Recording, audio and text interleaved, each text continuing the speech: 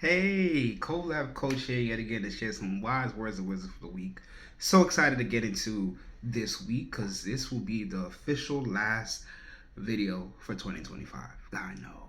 We've been through a journey though. We went through a lot. And I'm glad that I have documentation of all the videos that I've created, and hopefully you've had a great impact with these videos, and these videos have changed your life for the better.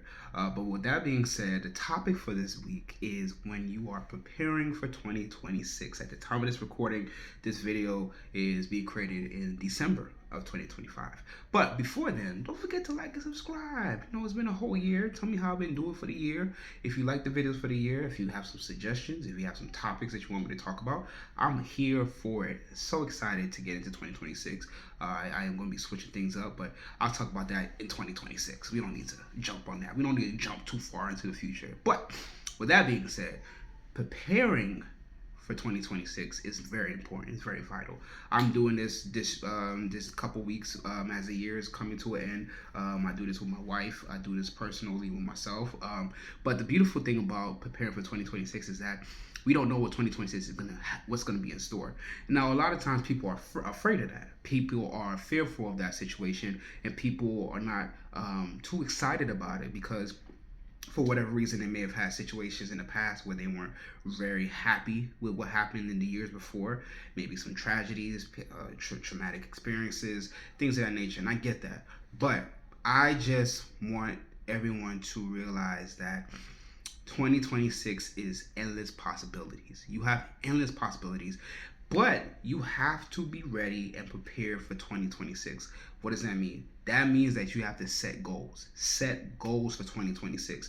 Now, I'm not talking about losing 20 pounds. That's great. That's fine. I'm talking about substantial, real, practical goals. Like, I get it, if you want to lose weight, that's a wonderful practical goal you can have, but I'm talking about for your mental health. I'm talking about for things that you want to achieve, such as maybe a job, maybe such as a better relationship, maybe a relationship to begin with, maybe a better relationship with yourself, maybe striving to love yourself more, striving to love people around you, taking time for self-care, taking time for peace, taking time for joy. All these topics that I've talked about this year, maybe taking time for forgiveness. All these topics are very important, but you have to focus on goals. Now, I'm going to help you a little bit to figure out how to strategically map out your goals. The biggest thing about it is that, again, as I said, making goals practical, making goals real, making goals substantial. It could be something as small as, today I'm going to stop doing A, B, C, because this was not helping me in my goal setting. This was not helping me with achieving things for 2025 or 2024, whatever the time frame that you try to set up these goals. And now you have to realize, okay, I have to maybe separate myself from certain people. I'm gonna have to separate myself from certain things, and you have to make a decision on what's benefiting you, what you need to achieve. That's just one example.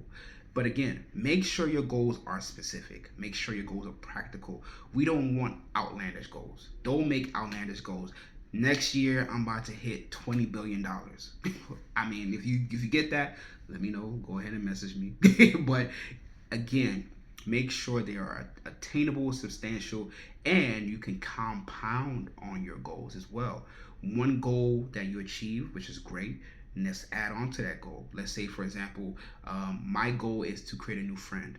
Now my goal is to create a long-lasting friendship. Then my goal is to ensure that I can create these friendships over and over again and reciprocate, repeat, move forward, create over and over and over again. Substantial goals. And what kind of friend that you're looking for, that's your personal choice. I'm not here to tell you what goals you should create. I'm not telling you how to create your goals, but I'm saying that the best way to have a goal is to ensure that it's practical and that you can create and compound on those goals. But that's just one example. Again, biggest thing about it also is that if you are struggling with creating goals, if you struggle with how to create goals, and you struggle with being successful with your goals, remember, there are people there to help you. Coach, counselor, whoever it may be that was there to help, that they're there to help you create goals and for you to own up to your goal setting. A lot of times people create goals, New Year's resolutions, whatever it may be, and they try for a little bit and then they give up. But we don't want you to give up. We want you to have these goals and for you to lock in on these goals and create these goals and be substantial with these goals and be successful with these goals. That's the biggest thing that you need to do going forward. And if you're not able to do that, go ahead and message me. Simple as that. So, to make this as simple as possible when you're preparing for 2026, remember that your goals have to be practical. They have to be attainable, and they have to be able to be compounded on. Remember, something as simple as you wanting to create great friendships. Understand how to create those great friendships. Make it practical strategies, and then you could compound to make sure you create great friendships going forward. But you cannot live in the past. If the years before did not work out for your goals, I get that, but now this is a new year, 2026. Don't give up on setting proper goals and having a successful year if you had a bad year or quote unquote bad year before.